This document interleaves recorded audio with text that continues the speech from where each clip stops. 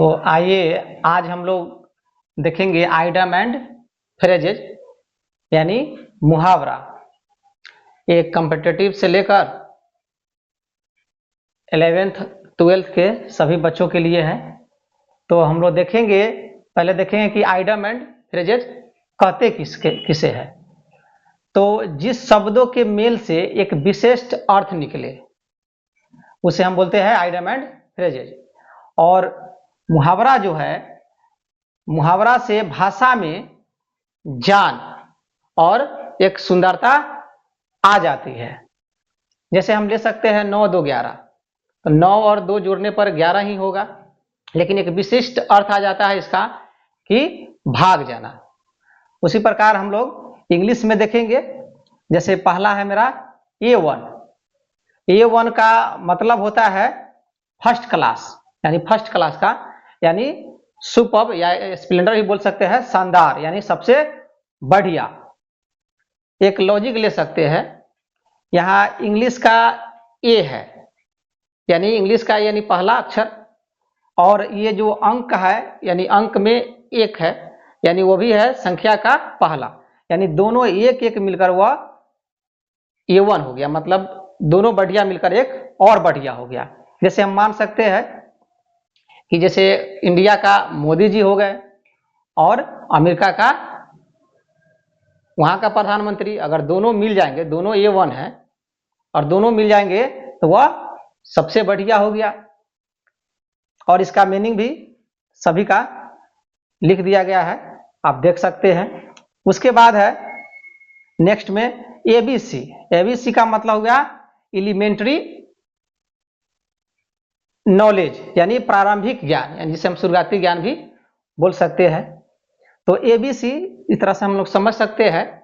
जैसे हम बच्चों को भी बोलते हैं कि आपको ABCD का ज्ञान नहीं है, यानी कहने का मतलब है कि उसे प्रारंभिक ज्ञान नहीं है। सभी का वर्ड मीनिंग लिख दिया गया है। उसके बाद क्रोकोडाइल्स टीयर्स। क्रोकोडाइल्स टीयर का मतलब हो गया फेक टीयर्स यानी बनावटी आंसू। यहां बोल सकते हैं सो द फॉल्स सॉरो यानी दिखावटी का ये दुख, यानी क्रोकोडाइल टीयर्स। यानी ये कहानी हम ले सकते हैं कि एक बटोही रास्ते से जा रहा था और रास्ते में एक क्रोकोडाइल्स यानी मगरमच्छ ने उसे बुलाया कि भाई देखिए मैं दलदल में फंस गया हूं, मुझे आप बचा लीजिए, यानी रो रो कर आंसू निकाल निकाल कर वह बोल रहा था। और जैसे ही बटोही उसकी आंसू में वह पड़ा यानी उसे बचाने गया, और बचाने गया बटोही को वह मार डाला। यानी वह जो मगरमच्छ था, क्रोकोडाइल था, उसकी जो आंसू था वह एक बनावटी आंसू था, इसलिए हम कह सकते हैं क्रोकोडाइल टीयर्स। नेक्स्ट है cats and dog life. Cats and dog life का मतलब होता है बेकार का जीवन, यानी कलहपूर्ण जीवन, यानी उसे क्वारल फुल लाइफ, यानी वैसा जीवन जिसमें कलहपूर्ण जीवन हो, हमेशा झगड़ा झंझट हो, उसी को बोलते हैं कैट्स एंड डॉग। यानी हम समझ सकते हैं, इसे जान सकते हैं, वर्ड पावर से लिखा हुआ है कि कैट्स एंड डॉग यानी कुत्ते और बिल्ली की जो जीवन होता है वह कलहपूर्ण होता है, यानी बेकार का होता है। ठीक है, इसे हम साफ तौर से ऐसे भी याद कर सकते हैं, cats and dog life. Next है life is not bed of roses, यानी जो जीवन है वह फूलों का सेज नहीं है, यानी अनप्लीजेंट मतलब दुखद है। जीवन जो है वह दुखद है, और कहा भी गया है कि लाइफ में अनेक कठिनाइयां आती ही रहती है। ठीक है, और लाइफ का मतलब ही है कठिनाइयां। तो life is not a bed of roses यानी जीवन फूलों का सेज नहीं है। आइए नेक्स्ट देखते हैं रेनिंग कैट्स एंड डॉग। यानी रेनिंग कैट्स एंड डॉग का मतलब हो गया, इसका इंग्लिश हो गया डाउनपोर। डाउनपोर मतलब जोर जोर से वर्षा होना।